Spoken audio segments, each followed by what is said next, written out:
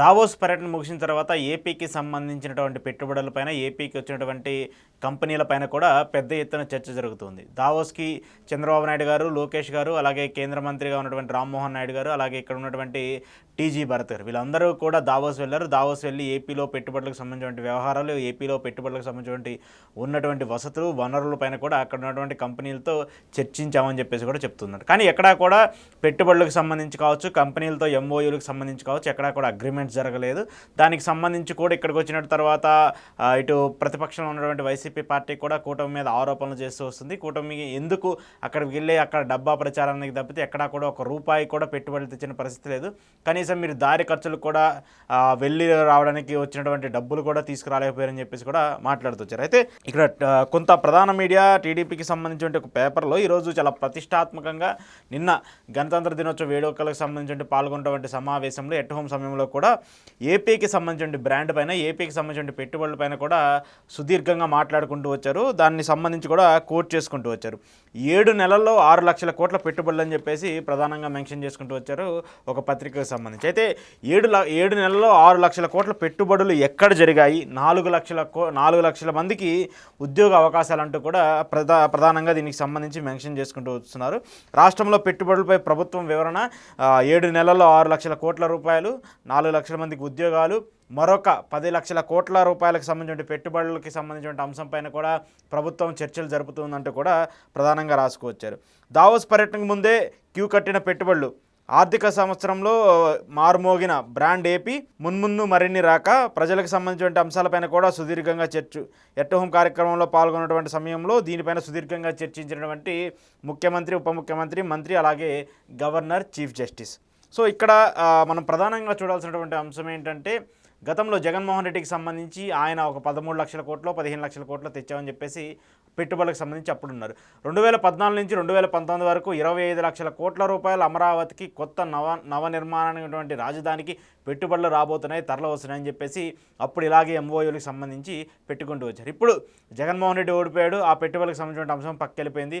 2014 నుంచి 2019 వరకు చంద్రబాబు నాయుడు గారు అధికారంలో ఉన్నారు, అప్పుడు ఆయనకు సంబంధించిన పెట్టుబడులకు సంబంధించిన అంశం పక్కెళ్ళిపోయింది. మళ్ళీ కొత్తగా కూటమి సర్కార్ అధికారంలోకి వచ్చిన తర్వాత దావోస్ పర్యటనకి సంబంధించి ఏం జరిగింది ఏంటి అనే దాని మీద పెద్ద చర్చ జరుగుతున్నప్పుడు మొన్న చంద్రబాబు నాయుడు గారు ఒక సమావేశం పెట్టి, మీడియా సమావేశానికి పెట్టి ఆయన క్లియర్గా చెప్తూ వచ్చారు. ఏం చెప్తూ వచ్చారంటే, దావోస్ పర్యటన అనేది ఒక మిత్.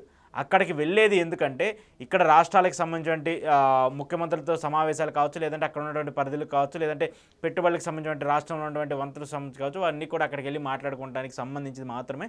అవి ఎక్కడా కూడా డైరెక్ట్గా ఎంఓయూలు కుదుర్చుకోవడానికో, కంపెనీలు రావడానికో జరిగేది ఉండదంటూ కూడా డైరెక్ట్గా చంద్రబాబు నాయుడు గారే చెప్తూ వచ్చారు. అదంతా కూడా ఒక మిత్ అంటూ కూడా చెప్తూ వచ్చారు. అయితే చంద్రబాబు నాయుడు గారే డైరెక్ట్గా అదంతా మిత్, ఎక్కడా కూడా అక్కడ ఎంఓయూలకు సంబంధించి కావచ్చు, కంపెనీలకు సంబంధించిన ప్రస్తావన జరగలేదని చెప్తున్నప్పుడు మరి ఎక్కడి నుంచి 7 నెలల్లో 6 లక్షల రూపాయల పెట్టుబడులు వచ్చాయి?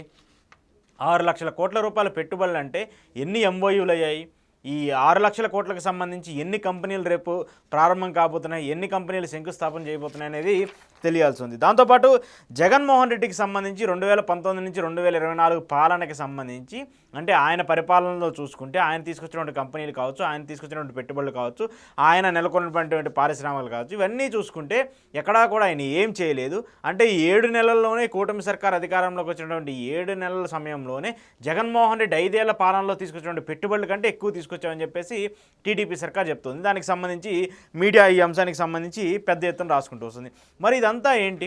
ఇదంతా నిజమైతే, ఒకవేళ నిజంగా ఈ ఎంఓయూలు జరిగితే, నిజంగా ఈ ఎంఓయూలకు సంబంధించినటువంటి ప్రభుత్వంతో ఒప్పందాలు జరిగితే ఈ కంపెనీలన్నీ ఎప్పుడు వస్తాయి?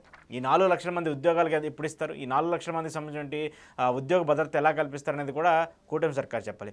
ఇక మరోవైపు జగన్మోహన్ రెడ్డికి సంబంధించి కావచ్చు, జగన్మోహన్ రెడ్డి తీసుకొచ్చినటువంటి మెడికల్ కాలేజీలకు సంబంధించిన అంశం కావచ్చు, లేదంటే పోర్టులకు సంబంధించిన అంశం కావచ్చు, దావోస్ వెళ్ళి అక్కడ స్వయాన ముఖ్యమంత్రి చంద్రబాబు నాయుడు గారు, మంత్రి లోకేష్ గారు, మిగతా వాళ్ళందరూ కూడా ఏపీలో పెట్టుబడులు పెట్టడానికి, ఏపీలో ఎక్స్పోర్ట్ చేయడానికి, ఇంపోర్ట్ చేయడానికి, లేదంటే మెడికల్ కాలేజ్ సంబంధించిన అంశాలు కావచ్చు, లేదంటే సీ పోర్ట్స్కి సంబంధించిన అంశాలు కావచ్చు, మనకి సాగర్ తీరం ఉంది, కావాల్సిన పోర్ట్లు ఉన్నాయి, వీటన్నిటినీ కూడా మనం ఇంపోర్ట్స్ ఎక్స్పోర్ట్స్ ద్వారా చేసుకోవచ్చు. తద్వారా రాష్ట్రానికి ఆదాయం పెరుగుతుంది, తద్వారా ప్రజలకు మంచి జరుగుతుందని చెప్పేసి మరి చెప్తూ ఉన్నారు. మరి ఆ పోర్టులు కట్టించింది ఎవరో కూడా చెప్తే బాగుండేదని చెప్పేసి ఇప్పుడు ప్రజలందరూ అడుగుతున్నారు. ఎందుకంటే జగన్మోహన్ రెడ్డి హయాంలో ఉన్నప్పుడు ఆ పోర్టులకు సంబంధించిన అంశం మీద చాలా పెద్ద ఎత్తున దుమారం చేస్తూ వచ్చారు.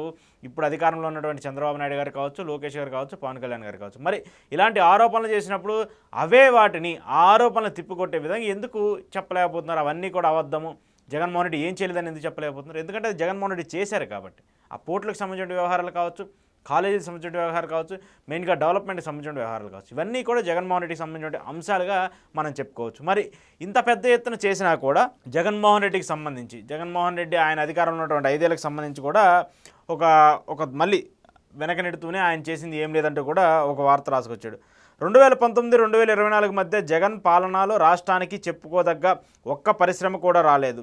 అదానీ, రిలయన్స్ నుంచి జగన్ ప్రభుత్వంపై కాలంలో ఒప్పందాలు జరిగాయి. అవి కూడా అక్కడ అమలు చేసే పరిస్థితి లేదు. ఇప్పుడు చంద్రబాబు నాయుడు అధికారంలోకి వచ్చిన తర్వాత ఆ కంపెనీలన్నింటినీ తిరిగి తీసుకురావడానికి జగన్మోహన్ రెడ్డి తీసినటువంటి అరాచకాలన్నింటిని పక్కన పెట్టేసి మేము వచ్చామనేటువంటి ఒక నమ్మకాన్ని పారిశ్రామికవేత్తల్లో కల్పిస్తూ చంద్రబాబు నాయుడు మళ్ళీ వెళ్ళిపోయినటువంటి కంపెనీలన్నింటినీ కూడా తిరిగి తీసుకొస్తున్నామని చెప్పేసి కూడా రాస్తూ వచ్చారు. జగన్మోహన్ రెడ్డి అదానికి సంబంధించిన డేటా సెంటర్ని తీసుకొచ్చారా లేదో మరి కూటమి సర్కార్కి తెలుసు.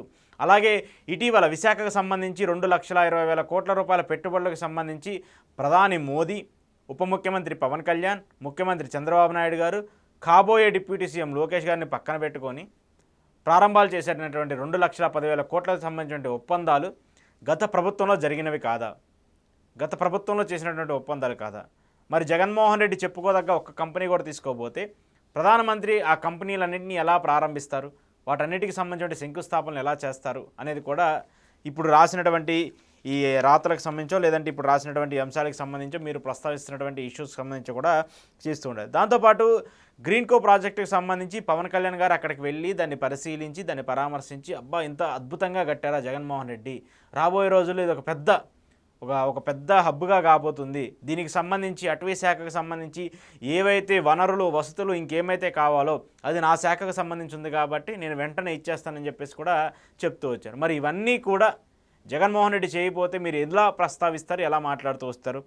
7 నెలల్లో 6 లక్షల కోట్ల రూపాయల పెట్టుబడులు అంటే ఆ ఎంఓయూలు జరిగితే ఎంతవరకు ఆ 6 లక్షల కోట్లు 2 లక్షల కోట్ల రూపాయల పెట్టుబడులు వచ్చినా కూడా మహా అద్భుతం. 2014 నుంచి ఇప్పుడు 2024 వరకు కూడా ఈ 10 ఏళ్లలో జరిగినటువంటి పెట్టుబడులు ఏపీలో 100% ఫుల్ఫిల్ అయ్యి కంపెనీలు ప్రారంభమయ్యి కంపెనీలు పెట్టుబడులు పెట్టేసి ఇక్కడ ఉద్యోగ కల్పన జరిగింది మహా అయితే 3 లక్షల కోట్ల రూపాయలకు దిగువనే. అంటే 10 ఏళ్లలో పూర్తి స్థాయిలో పెట్టుబడులు పెట్టినటువంటి పరిస్థితి ఏంటంటే బిలో 3 lakhs crores, 3 లక్షల కోట్ల కంటే తక్కువే. మరి ఈ 10 ఏళ్లలోనే 3 లక్షల కోట్ల రూపాయల పెట్టుబడులు 100% ఫుల్ఫిల్ అయ్యి అక్కడ గ్రౌండ్ అయ్యి ఉన్నాయంటే మరి ఈ 7 నెలల్లో 6 లక్షల కోట్ల రూపాయల పెట్టుబడులు ఎలా వచ్చాయి, ఎలా వస్తాయి, ఎంతమందికి ఉద్యోగాలు కల్పించారు అనేది అంటే ఇవి రాతల్లోనే ఉన్నాయి కానీ చేతల్లో లేదు అనేది మనకు చూస్తే అర్థమవుతుంది. గతంలో కూడా 2014 నుంచి 2019 వరకు కూడా కొత్తగా రాష్ట్రం విభజన జరిగిన తర్వాత ఆంధ్రప్రదేశ్కి కంపెనీలు తరలి వస్తున్నాయి, ఆంధ్రప్రదేశ్కి కంపెనీలు పరిగెత్తుకుంటూ వస్తున్నాయి, ఆంధ్రప్రదేశ్కి లక్షల కోట్ల పెట్టుబడులు వస్తున్నాయని చెప్పేసి ఇదే పత్రికలకు సంబంధించి కావచ్చు, మీడియా కావచ్చు ప్రధానంగా మాట్లాడేటువంటి తరుణంలో 25 లక్షల కోట్ల రూపాయల పెట్టుబడులు అప్పుడు చంద్రబాబు నాయుడు గారు తీసుకొచ్చారని చెప్తూ ఉన్నప్పుడు మరి ఎందుకు 25 లక్షల కోట్ల రూపాయల పెట్టుబడులకు సంబంధించి కనీసం 10% అంటే 2.5 లక్షల కోట్ల రూపాయల పెట్టుబడులు కూడా ఎందుకు అక్కడ గ్రౌండ్ అవ్వలేదు, ఎందుకు అక్కడ నెలకొల్పలేకపోయాయి? అవన్నీ కూడా ఎందుకు ఎంఓయూలకు మాత్రమే పరిమితం అవుతూ వచ్చాయి? అవన్నీ కూడా ఓన్లీ సంతకాలు పెట్టినటువంటి పేపర్లుగా మాత్రమే మిగిలిపోతూ వచ్చాయి అనేది కూడా ఇప్పుడు మాట్లాడేటువంటి మాటలు కావచ్చు, ఇప్పుడు చేసేటువంటి వ్యాఖ్యలకు సంబంధించిన వ్యక్తులకు సంబంధించి కావచ్చు అర్థం చేసుకుంటే సరిపోతుంది. సో ఇవన్నీ కూడా ఏంటంటే దావోస్కి సంబంధించిన వ్యవహారాన్ని, దావోస్కి సంబంధించిన పరిస్థితిని అన్నింటినీ కూడా పక్కన పెట్టడానికి, వాటన్నిటినీ కూడా మ్యానిపులేట్ చేయడానికి తప్పితే ఎక్కడా కూడా దీనికి సంబంధించినటువంటి వాస్తవం నిజం అనేది లేదనేది మనకి చూస్తుంటే అర్థమవుతుంది. సో ఏది ఏమైనప్పటికీ ప్రభుత్వాలు మారినా, ప్రభుత్వాలు ఎవరున్నా సరే పెట్టుబడులకు సంబంధించిన అంశం మీద చాలా జాగ్రత్తగా ఉంటే ఒక కంపెనీకి సంబంధించో లేదంటే ఒక ప్రభుత్వానికి సంబంధించో కంపెనీతో ఎంఓయూ జరిగినప్పుడు దాన్ని మీరు ప్రభుత్వం మారిన వెంటనే దాన్ని కంటిన్యూ చేయండి.